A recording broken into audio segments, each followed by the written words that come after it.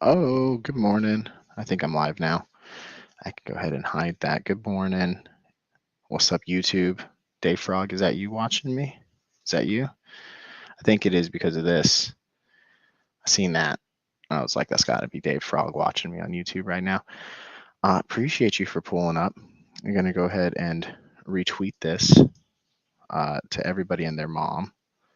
So let me go ahead and get that going. I've got a few other things here that we'll be looking at shortly once we really get this ball rolling. Hey, look at you. You're like, yo, do you hang out on YouTube too?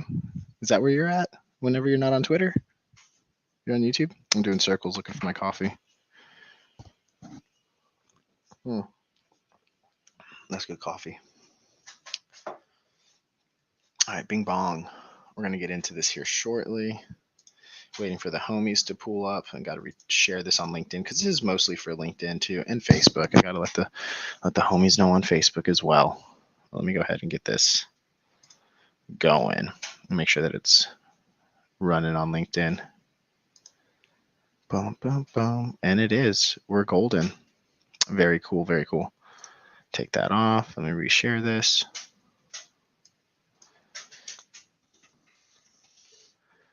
Diving into the project right now.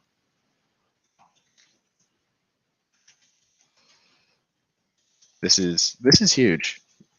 This is actually pretty huge. It's probably a good idea to use your channel more. That's what's up. I agree. I'm the same way. We have our channel and we hardly ever use it, but I'm excited to start using it again. And I try to stream to it whenever I can. So, it's good. All right, just give me a couple more seconds to get this going here. This is huge. And I'm just leaving it at that. And I'm just typing that.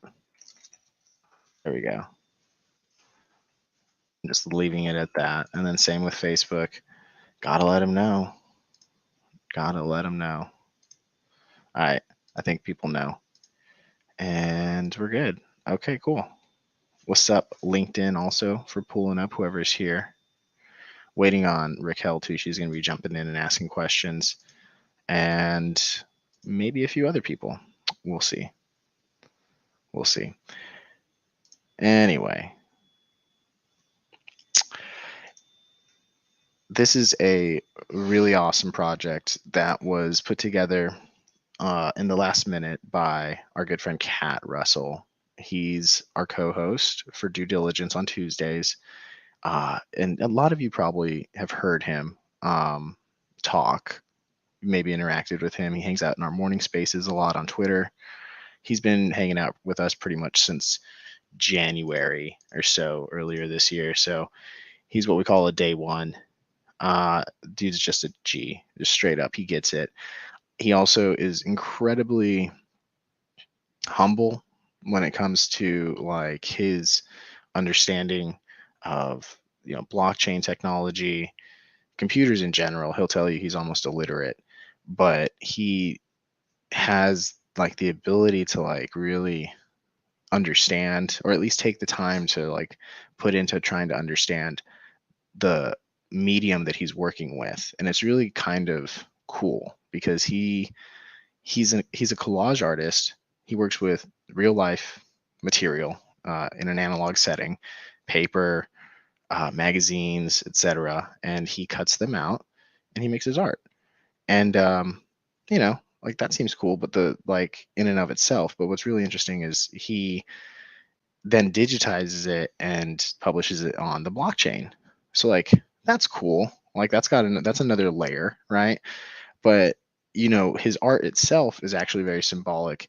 Everything that he makes comes from a place in his own mind, comes from his own experiences, and it's a reflection on that. And so there's that. He's very symbolic.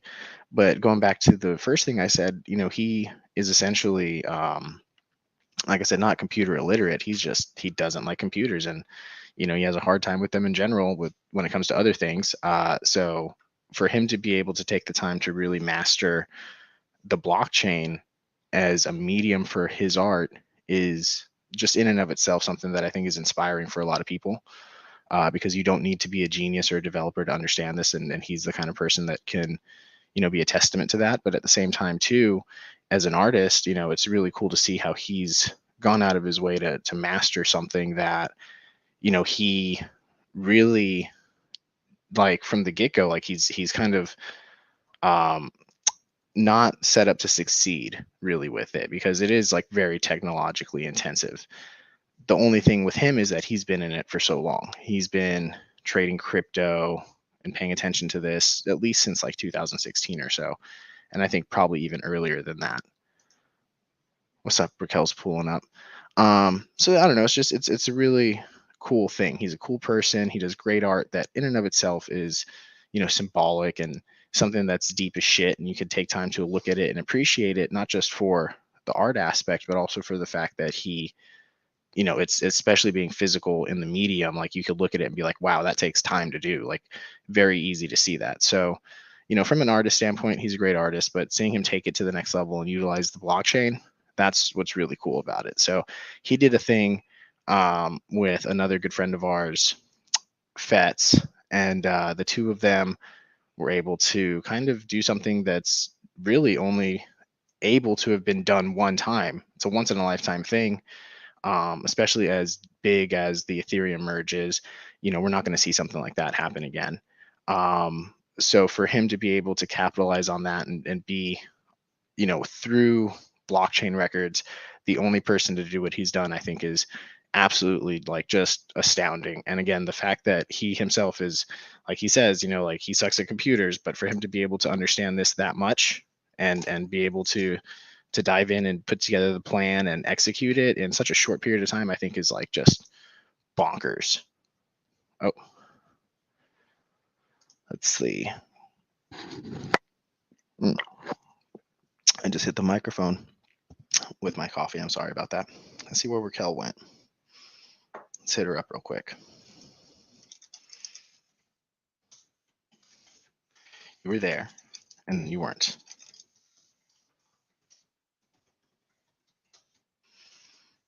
Bing bong. Okay, cool.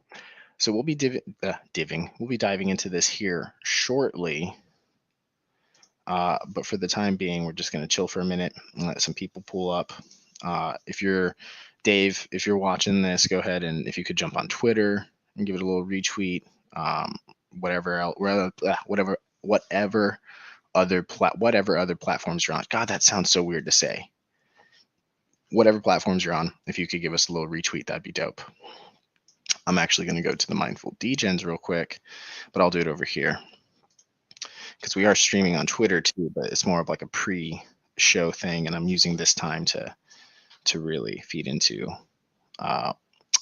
build some intrigue and cover some bases and maybe get some questions too from other people before we jump into the conversation with Kat here at 9:30. So let me just retweet this.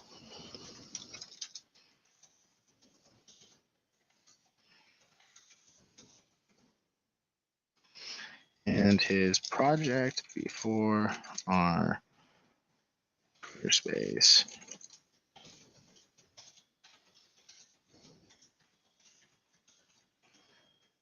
Bong.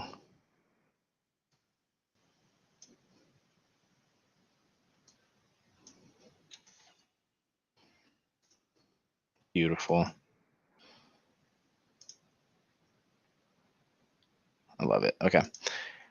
What did you say, Raquel? Where's the thing at? Oh, there it is. My connection sucks. You don't have to. If you want to just sit in the comments and ask questions, you're more than welcome to. But, oh, there you are. Bing bong. Hey, Raquel. Hello. Good morning, GM to you, Dennis. How are you? Oh, I'm so excited right now. How are you? Yes, I really want to hear all about it. I have so many questions that you'd explain it, but anyway, sorry about the whole thing. I had to do it from my phone. I You're don't know good. what, That's it. That's awesome, though. It's meant to be done by your phone, too, if you need to. I It gets the guess. job done. Gets the job done. So, but yeah, how's my sound? Everything's fine. Everything's great. Oh, yeah, you Everything's sound great. awesome. Let me Awesome. get some coffee real quick. I know. I was getting the same thing. I was just like, oh, I need some of that too. And then Mm. all of a sudden, my cat just decided to go crazy playing with something. Hmm. Will cats do that? What a coincidence. We're talking about cat today too. Oh, really? Is Cat Yeah. pulling up anytime soon? Or no? Well, cat's gonna be pulling up in our Twitter space. Mm. And so this is more or less, I'm just taking the time to run through this because like it is a very big thing that he did, and it'll probably be a couple weeks before people actually start to like really talk about it. But there's already people that are talking about other artists that have done these things. There was, one artist. There was a bunch of artists that were rushing to be the first to mint their art on the first block of Mm-hmm. proof of stake Ethereum, and there's also a. Oh, I can hear a bit of an echo. 1 second. Let me see if I can fix that. Maybe If I I can need hear it. to mute myself. If you want to, there's like just a little mute button right there, and then you could just unmute it whenever you want to talk, if that helps. Oh, look, we got people pulling up. We have Gabe says good morning. We got GM. Dave Oh, says good hi morning. Dave. How are Gabe and you, Dave. love? Isn't that so special? I love that. But yeah, so all I was saying was like there's a bunch of artists that were rushing to mint their art on the first block of the proof of stake Ethereum post merge, and that was a thing. And there was also one guy who paid 31 ETH to buy out the entire last block that was produced by proof of work Ethereum. So that was a shit ton of money. Cat wanted to do a combination of the two. He wanted to mint a collection between the last block that was available on proof of work Ethereum and the first block available on proof of stake Ethereum.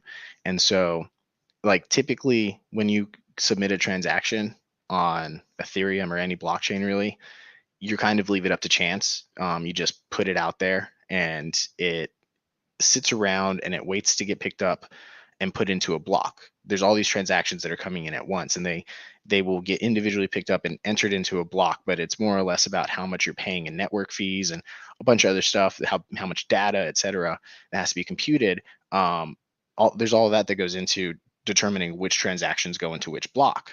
So what Cat ended up doing was specifically targeting the blocks through a smart contract based on the difficulty level of the blocks themselves, which is how the merge is calculated. It's not a point in time. It's not because sometimes the chain can move faster, sometimes it can move slower. So it's not like 9:30 Eastern on Friday or something. It's more or less based on this difficulty for how difficult it is to compute, and then based on that difficulty, the Ethereum was the chain itself was programmed to switch over to the proof of stake protocol, if you want to think of it like that. And the difficulty has to do with what they call a difficulty bomb, which is code that they essentially wrote to ensure that over time the transactions on the Ethereum proof of work chain become so complex and difficult that there's no incentivization for miners to spend the time and energy on those difficult transactions, like on processing and computing those difficult oh, what are they how to think of it for you. So like when Oh, the how considerate of you. well yeah so when every block gets entered and computed and all these transactions get entered, um, there has to be, in proof of work, we've talked about it, work done to ensure that the transactions entering the block are legitimate and valid and they're not just being injected. And so that proof of work comes from computing a hash that is just it's a really complicated math problem that's based on cryptography. So the actual math problem itself is set in code to become more and more difficult over time, so that, like I said, none of the computers or the nodes that are participating in the consensus on the proof of work chain want to do the work anymore because it's just too difficult. So what essentially Cat did was build a custom smart contract, or a series of custom smart contracts, with our homie Fets, and the contracts themselves were targeted towards these blocks, and they were looking for the most difficult blocks before the merge, and they were also ensuring that there was a lot of extra gas money that was being put up to get priority placement within the blocks themselves. So again, like going back to the beginning of this, when you do your own transaction on Ethereum, it just sits there and it waits to get picked up. So they essentially coded a contract that specifically looked for certain blocks and then just put a bunch of money on it to ensure as best they could that those transactions would get entered into those blocks. So like that's pretty complex. And it's really funny because again, these guys, they claim to not be like Fetz, for instance. He's so humble, and he's like, I'm not the best, like dev. He's like, I want to be like an ETH dev, but like, I still have a long way to go. But then he does some shit like this, and it's like, bro, like, this is some cool shit. Like, it's not just cool because it's like trendy or anything like that. It's cool because like it takes a lot of like a very solid understanding of this technology to be able to even conceptualize this, and furthermore to be able to create your own code to execute it and be successful at it is just something in and of itself that's just like really really badass. And that's So what I that's was gonna ask you about, the significance of this, and in the blockchain world and the crypto world, moving forward. I mean, it's I know this is the first of its kind, but what is the significance of this? Um, no, I mean there's significance just in the art itself. Cat's a very symbolic person, but from a technical perspective, I think that some things that you could take away from it are one, that you know you don't need to spend months and months and months coming up with your NFT concepts. You don't need, you know what I mean? Like these are things that like you can come if you are on the right train of thought, you're connected to the right people, you could literally launch an NFT project in a weekend. Um, so like again, that's just a huge implication. Also, the fact that you're able to target specific, like that a contract or multiple contracts could be written that could target specific blocks like that. Um, that's just very useful. And it's kind of like I was talking about yesterday. We're kind of at a stage where there's so much potential, but we haven't really seen it built out to a particular degree yet. The only things that we've seen are things that we've seen, but there's so much more happening by other groups of people that are building in their own little corners of the blockchain.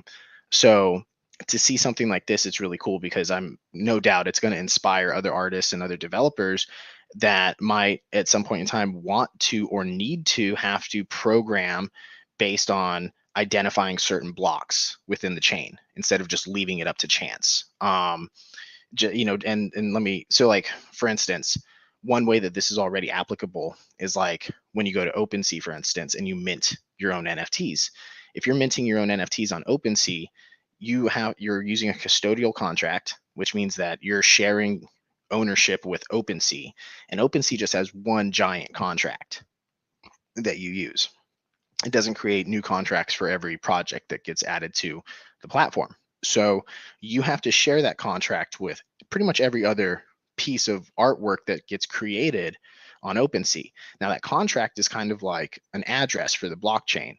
So if you're building an application on the blockchain and you want to reference some tokens, you can either reference an individual's account, or you can reference, so like my MetaMask account or your MetaMask account, which is on Ethereum, or you can also reference the smart contract itself, which deployed those a certain token or both, right? So on Discord, for instance, there's Collabland, which is a bot that is set up by the Discord managers to allow certain people to get certain roles on the server if they have certain tokens. In order to do that, the bot itself needs to look at the wallet of any individual. So when you go on Discord, you have to, and you want to say join that private channel that's just for NFT holders, then you need to go to a certain channel and say you want to verify your account. And when you click that button, it'll take you to a website where you connect your actual wallet, so your Phantom wallet or your Ethereum wallet.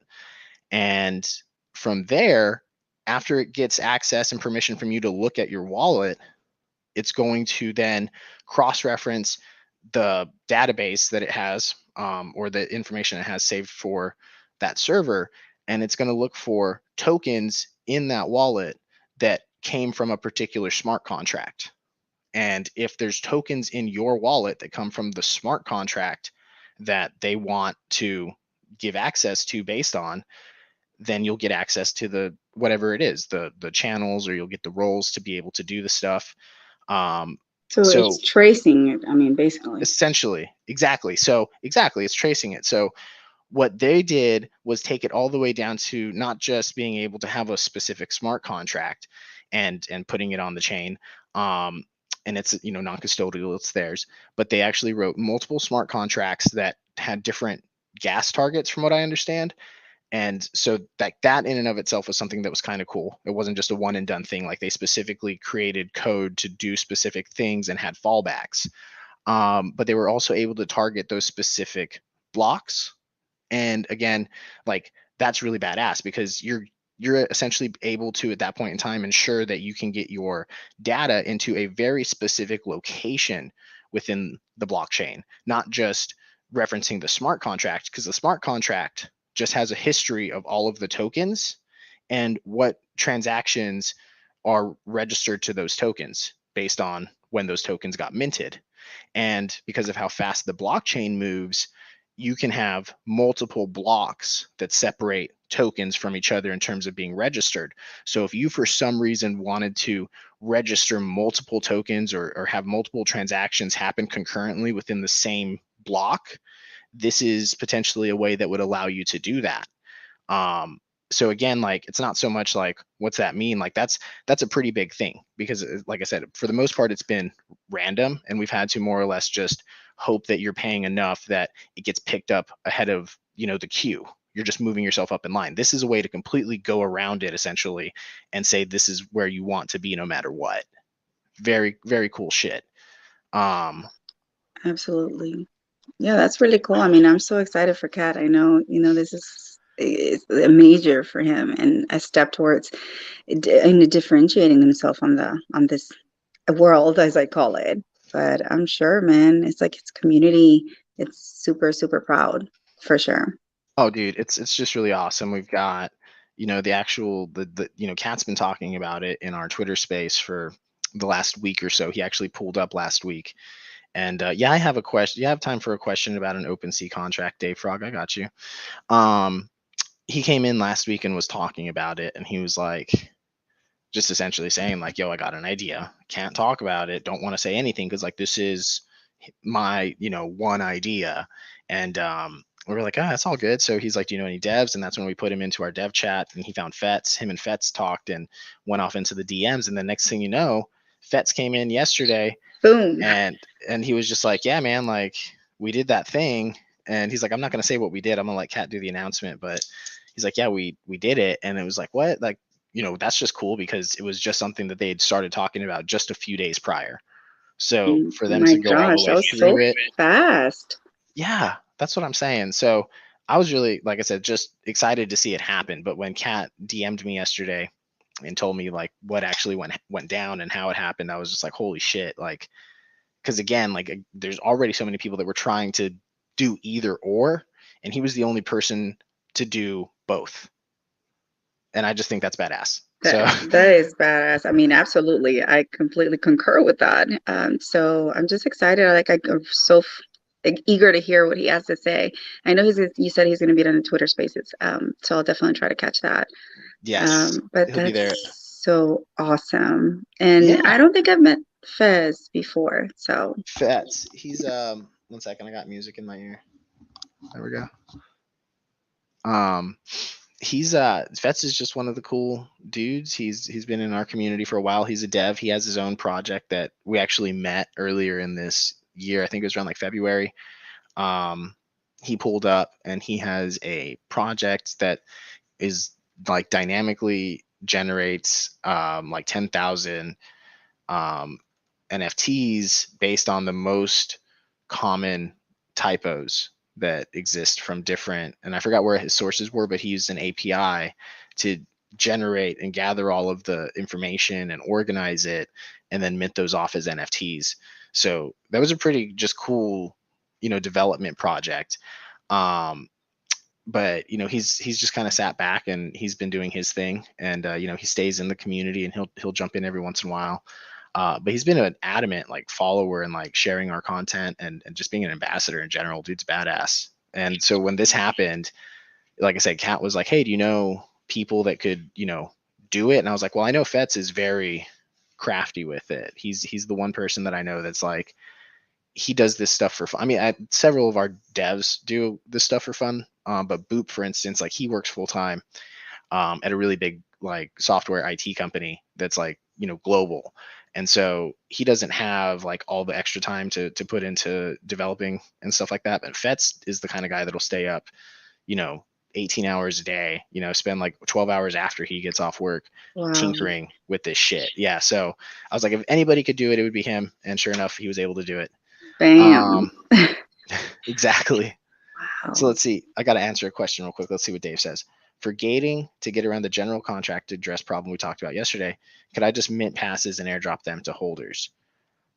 Yeah, probably. There's nothing stopping you, Dave, from, but you would want to do it on your own non-custodial contract though.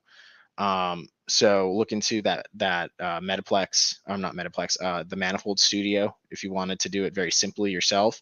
I think because it does generate your own contract address and everything, you should be able to use that to generate all of the mint passes. And then you just manually go individually to each address, and then do it that way. And then he gave me a thumbs up. Phenomenal. Love it. Look at Drew being so sweet. I gotta go ahead and say I feel the love. He was like, "I love you." I'm assuming it was to both of us.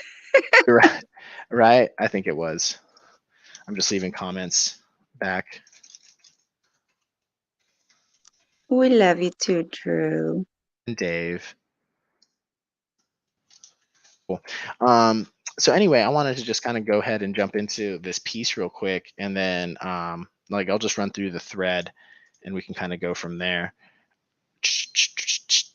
Let me just run through. To me, it shows really small. Like, I'm from the phone, so I'm about to open it up.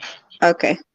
But it'll still might be a little small for you, but we'll still get it open for you. Well, I mean, I can try to pull it up on the desktop, see if it'll work, but.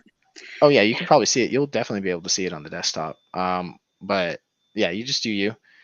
Blah, blah, blah, blah, blah. All right, cool. That is not important. All right, here we are. So here it is. This is the actual announcement itself. He said he made the only art piece that spans Ethereum proof of work and proof of stake. And here's the thread. And already, so these are the two images. This is GN. This was the last multi-contract block on proof of work. And you can see the block number right here, 155.37392. And then GM was the first block on POS, proof of stake, 155.37394. 393 is that one that I was talking about that got taken up by the dude that did the vanity block, where he just paid for the entire block to be minted with his own contract. So one contract took up the entire block. So that's why it is not technically the last block. Exactly. That's why there's the gap. It's the last multi-contract block on Ethereum. So he just goes on. Let's just run through here in the reader because I got that Twitter blue. So here you can see the latest piece is titled "Good Night, Good Morning, GNGM." Man, what is that word? Diptych. I was about to say, what is that? I think that's like a gap. I don't know. Oh no, I'm so sorry. I'm an idiot. It's a painting, an altarpiece, two hinged wooden panels which may be closed like a book. Oh, that's so cool. It's one of those things. So you open it. Okay, it's a diptych. So it's it's one piece that contains two pieces. Whereby the piece GN is in the or next to last Ethereum proof of work block, and the second piece GM is in the first Ethereum POS block. effectively bridging the diptych across the merge and the only piece to do so. So how did I do it? So to complete the mint, I had 2 devs taking 2 different approaches. I Am White Lights was tasked with a spray and pray approach and executed 4 mint transactions on 1 contract with the hope of hitting the target. In this attempt, we hit the first block on POS, but missed the proof of work target, so half the battle was won. Concurrently, FETS coded 2 target blocks prior to the merge via a separate contract. Coded to target 2 blocks, there's too many 2s, coded to target 2 blocks prior to the merge via a separate contract. The moment that block appeared, it triggered 2 high gas request mints. This gave time for the node operators to pick up the transactions and successfully place them in the blocks. He ran this dual strategy as a way to increase the odds of success while mitigating buying the block space. It was a huge gamble, and weeks of work were risked on it, but the degen in me couldn't help but think, what is crypto without a little bit of gambling? And then, I don't know, there's 2 there that he removed, but then he goes on to say, so the art itself has been the blockchain, and it only seemed fitting that my canvas was going through the same birth and death cycle that I feel I've been going through, and that's what I wanted to depict with G and GM. And we'll just pick up from the Red Reader. So when designing these 2 pieces, I wanted to capture a retro digital aesthetic found in adverts of the 80s. Surrealism meets analog portrayal of the Lawnmower Man aesthetic. GN depicts a used chopping block where past beheadings have occurred, set under an ominous sky, with the digitalized blue sky bleeding in from the corner. So this is his first piece. And remember, this is a collage. This is on paper. This is collage art. So he does this all by hand. So you can see the little piece of blue sky. You got your trees made out of bones, which are beautiful. Little feet. I love it. GM depicts a resurrection, placing vector line work more prominently into the scene.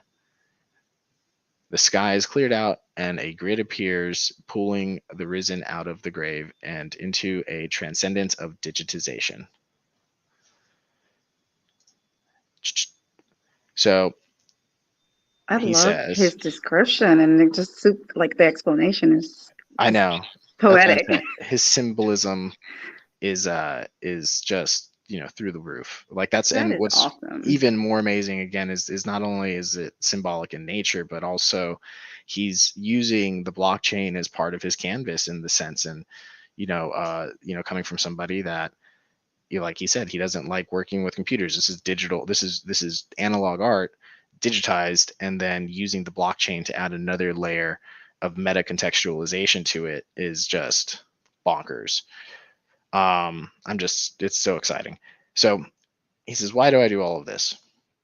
In my journey through NFTs, I found myself transformed in many ways. 2 years ago, I was an alcoholic attorney on the verge of a mental collapse. Finding this crypto art space gave me a reason to clean up and also a purpose. Creating the art has been one way I have rebuilt my life around bettering myself. And in the past 2 years, I'm a traditional collage artist who then photographs his art under lighting setups to capture a largely analog alternative to Photoshop. I've always found NFTs the perfect platform for showcasing my small collages in large ways, and immediately saw them as the ideal medium for ensuring quality presentation for my work. After confirming the success of the merge last night, Vitalik said, "This is the first step in Ethereum's journey in being a mature system. To me, the merge symbolizes the difference between early stage Ethereum and the Ethereum we've always wanted." I agree wholeheartedly, as I am again turning over a chapter of my life, fully embracing existence instead of letting it pass me by. GNGM is my declaration of that, as well as my prayer that others actively begin to forge their destiny. I say GN to proof of work, GN to passivity, GN to self-doubt, and GM to whatever the future holds. And he finishes off with, when mint, plans for where, when, and how this artwork will be auctioned off are still being determined. So let's just leave it with soon. So yeah. Dang, Cat. Wow. He just went all out like that. Yeah.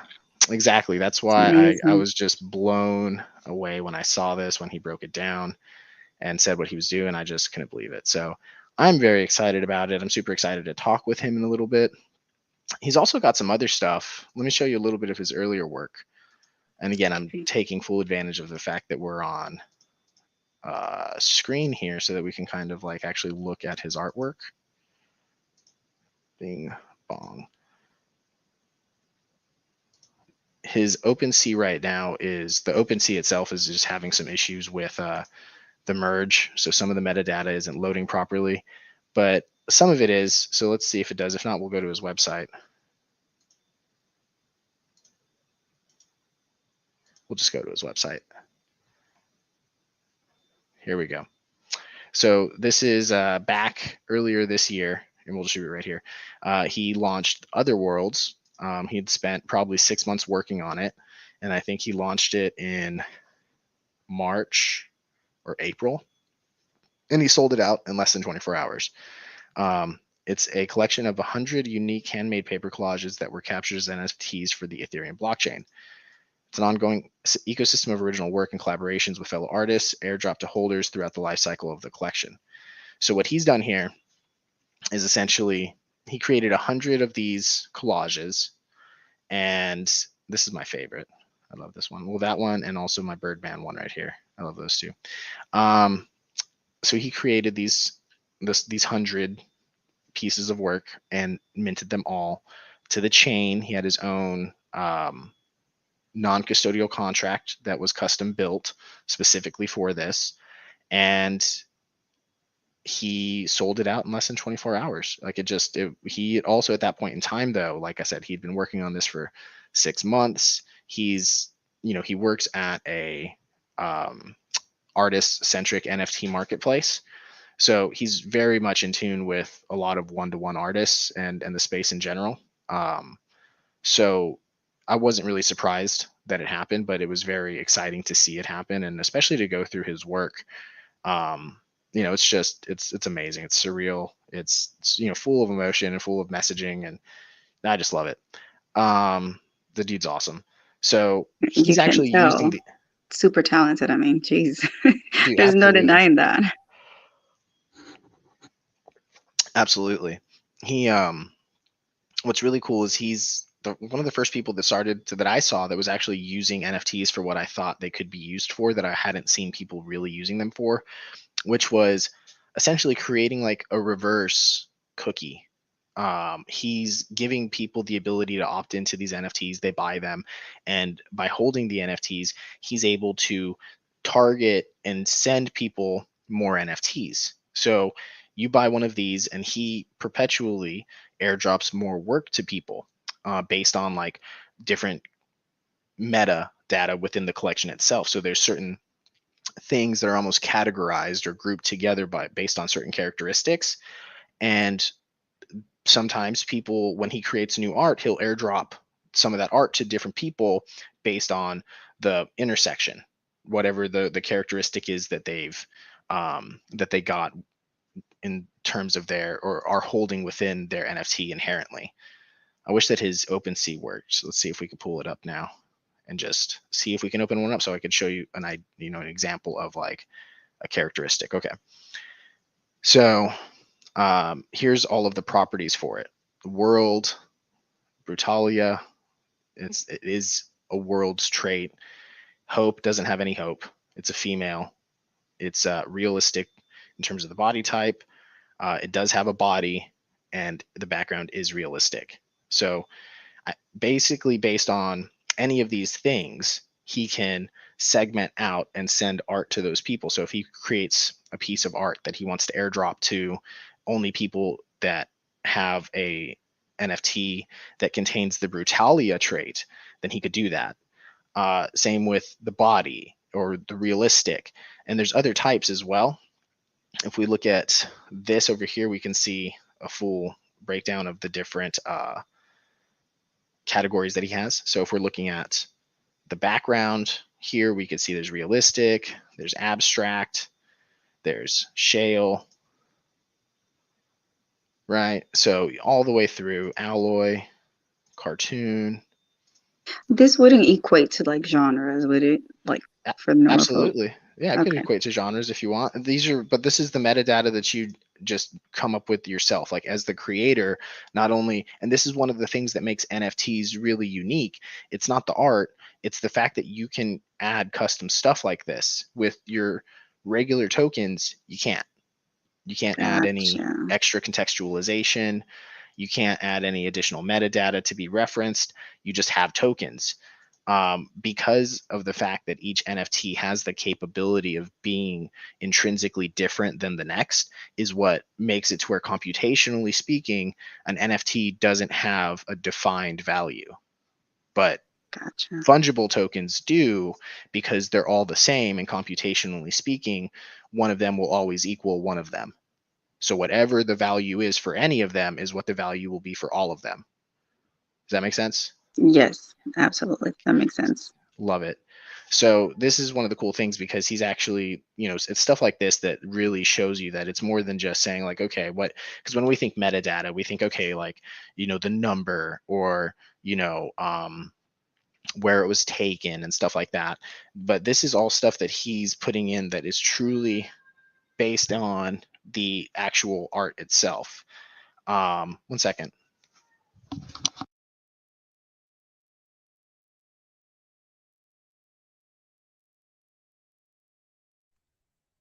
Is anybody still there listening? Pop in, leave us a comment.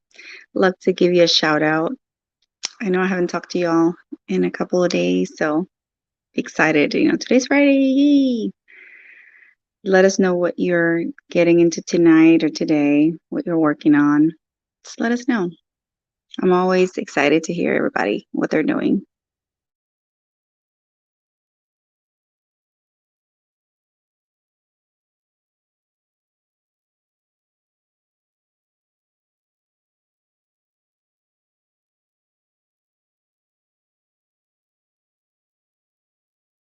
My cat is craving for attention. He's like at my feet.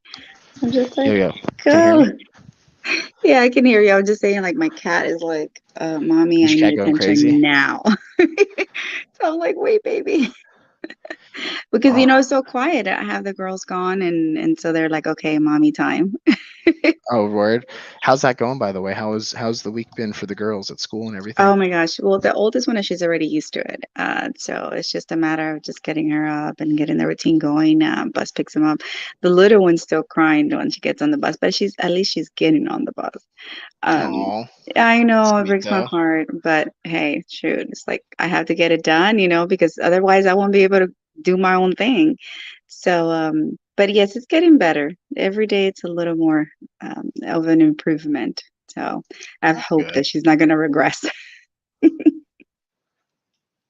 Oh, I love it. Okay, so this is all I wanted to just pretty much show, is there's other things as well here. So, um, just other categories, other taxonomies that he's created for his art.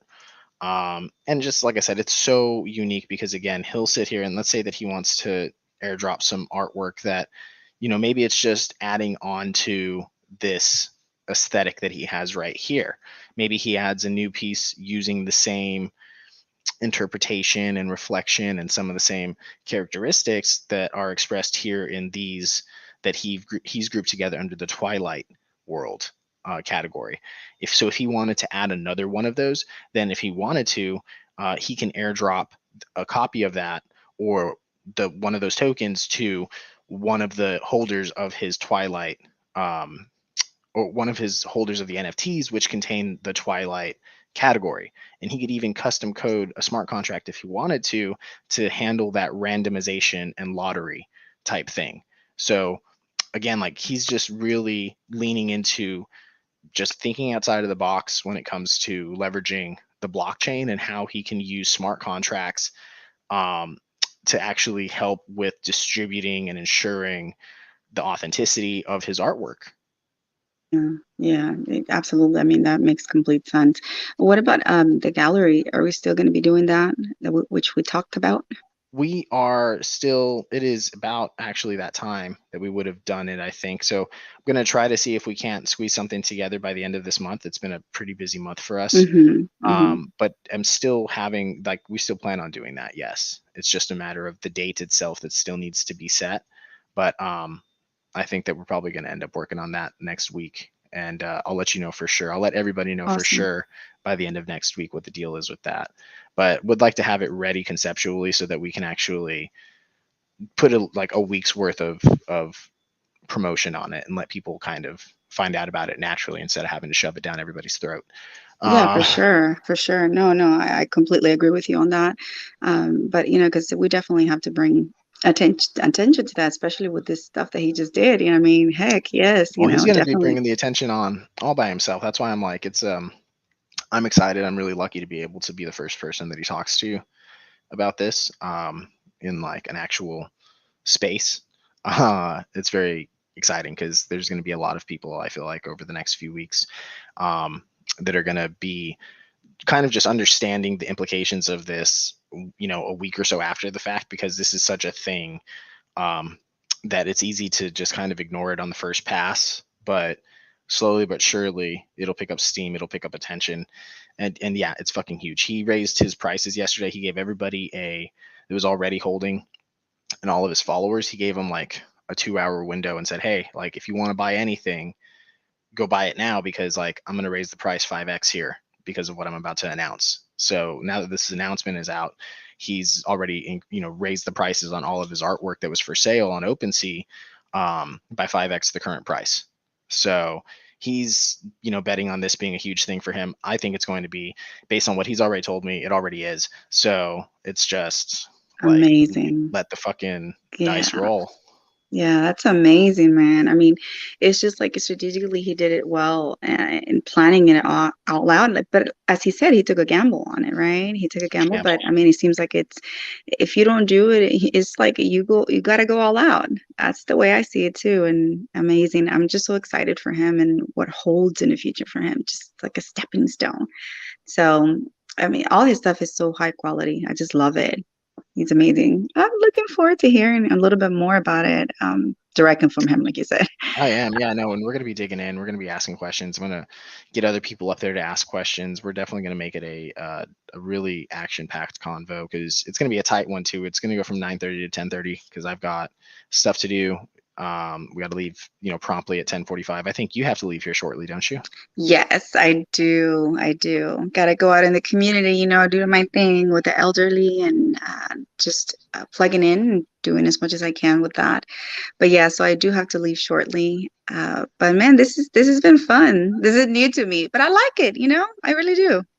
And this is, I like Cat too, and I like this because this is real NFT art. Like, and it's, once you start to interact with real NFT artists that are doing more than just coming up with a harebrained idea and paying somebody on Fiverr to make the artwork for them. Like, this is real fucking art. And when you see it, and when you see people like Cat that are, you know, just taking it head on, like, hitting it with the horns, like, it's inspiring because, again, like, there's no, this shows you that you don't need to be um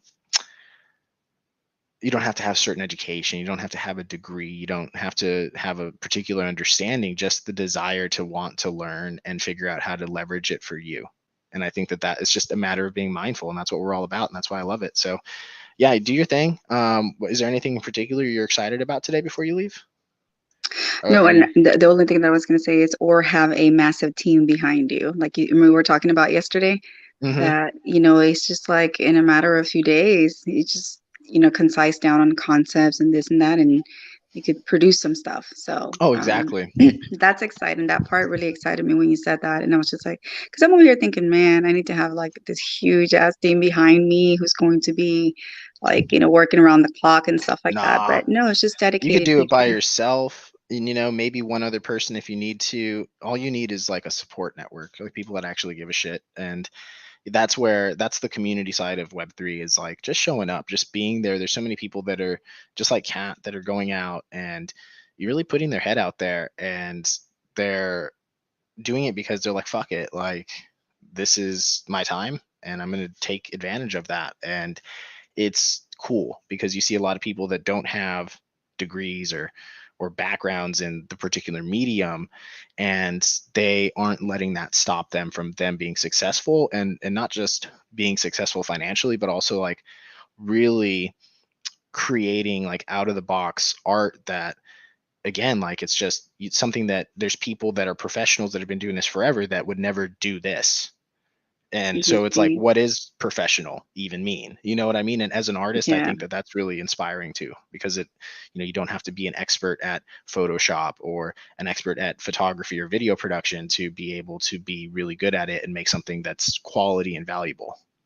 Yeah, and I think that's the single one most intimidating factor that is that people think like, oh my gosh, I have to have like years and years of experience with this and I have to understand this stuff.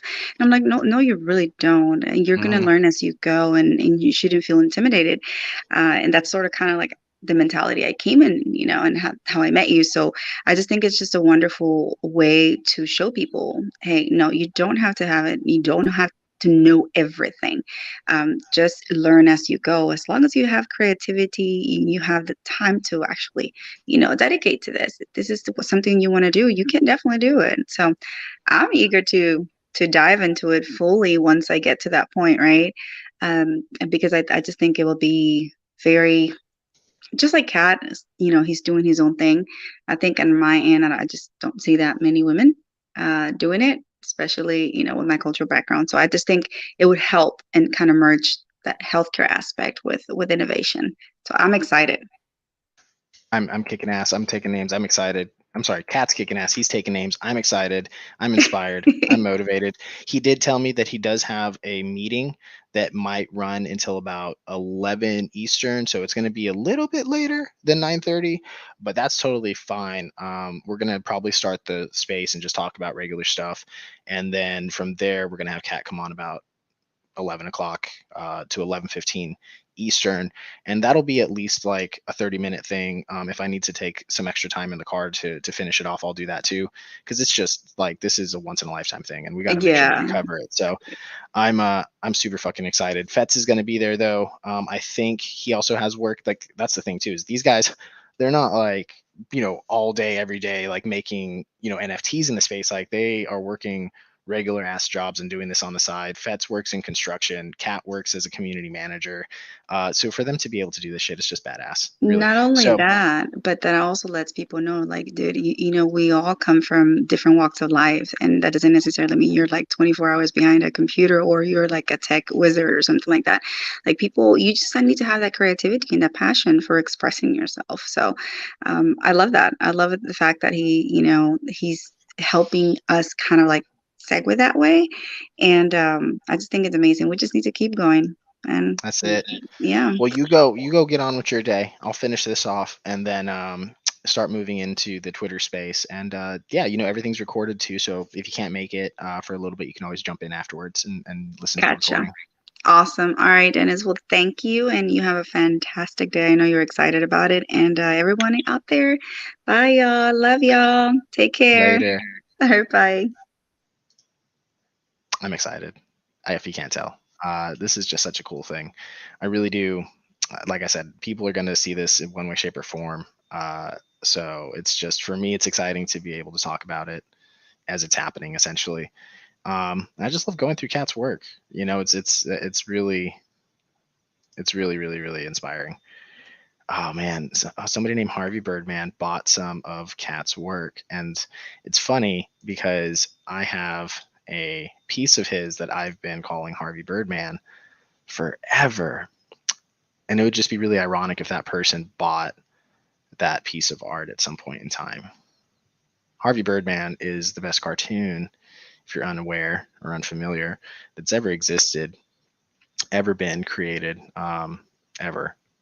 So if you want to see it, we'll just do this. It's on his actual Other Worlds page on his website, but I have to get there. There it is. Being a bong, a bing bing bong. Here we go. This is the Harvey Birdman. I can't open it in this tab, but I'm not going to. I don't care. Yeah, I love it. Obviously, it's not Harvey Birdman, but I like to think that it is.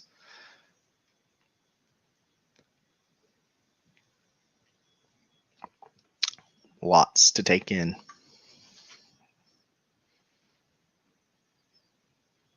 This one's sick.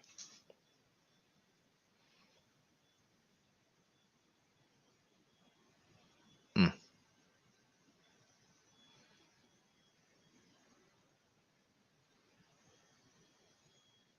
I'm just taking in these ones right here. It's just so nice. It's just refreshing.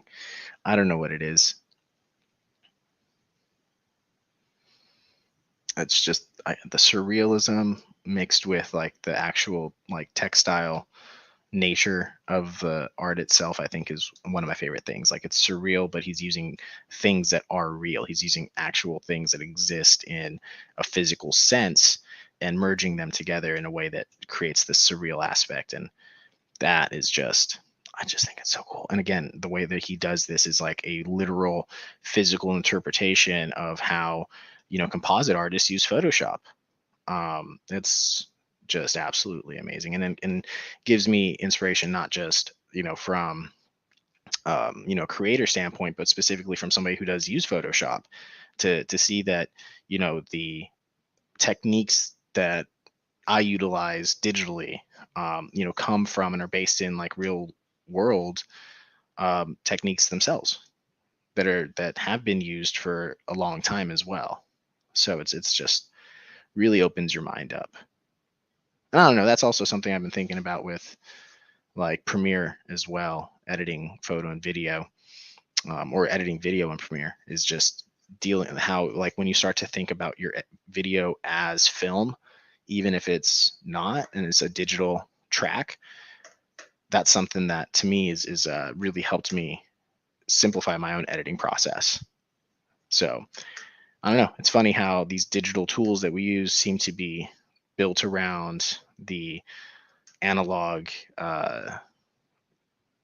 sibling, if you will.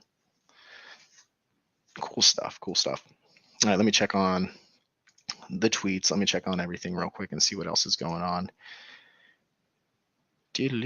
Next week, just so you guys know,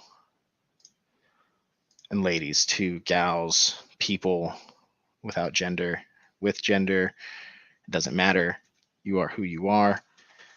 Next week, for due diligence, we're talking with, I'm just double checking to ensure that he has confirmed, but we should be actually talking with Dave. Yep, he's confirmed. Dave from Stadius.io. We talked with them. We talked to Dave probably about a month and a half ago, and Twitter rugged us in the middle of the space, and it sucked. When we got the space spun back up, we weren't able to record it. It was already going. I swear to God, I hit the button, but Twitter was like, "Nah, you didn't."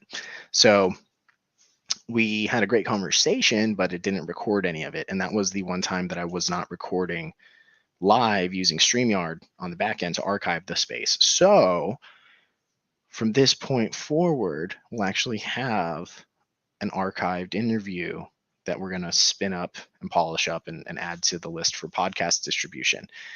Stadius is a cool, very cool app. It's built. It's a Web 2 app that is enabling restaurants and hospitality companies to leverage and get into Web 3 in a really simple and easy to understand way. So you don't have to hire a new developer. You don't have to hire a Web 3 developer to work at your restaurant or anything. It's just download this app and follow the instructions. What they do is they create Solana NFTs, or rather, they give the managers and the owners of the establishment to the ability to create Solana NFTs that they can then give away to people, or people can claim for doing certain things. So think of like getting a coupon for attending a special promotion at a restaurant or something like that, that you can come in and exchange for a special service or a special meal or a discounted meal or something like that. This is essentially that, but in a digital sense. So you can actually, go and let's say you show up to a restaurant's cold opening, where everybody comes in and all the family and friends come and try it out before they open the restaurant publicly.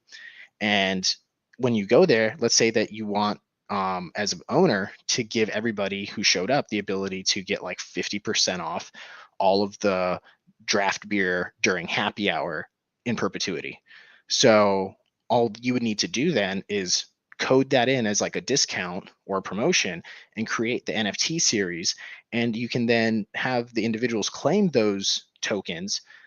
That's the thing I don't remember, and I don't have a recording to fall back on, but I want to say like a QR code is what you would need to scan, um, to be able to drop that token to them, or they download the app themselves and get that token from the restaurant, like check into the restaurant, and they can claim that based on their proximity, their geolocation, etc.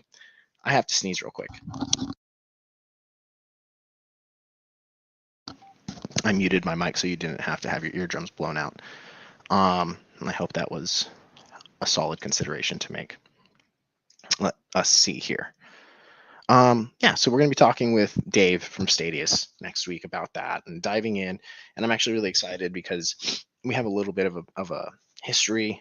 We can at least refer back to our basic understanding of it. And this next space that we have, I think we'll be able to like really dive in deep into, the implications, how it's already being used, what they've done and where they want to go with it.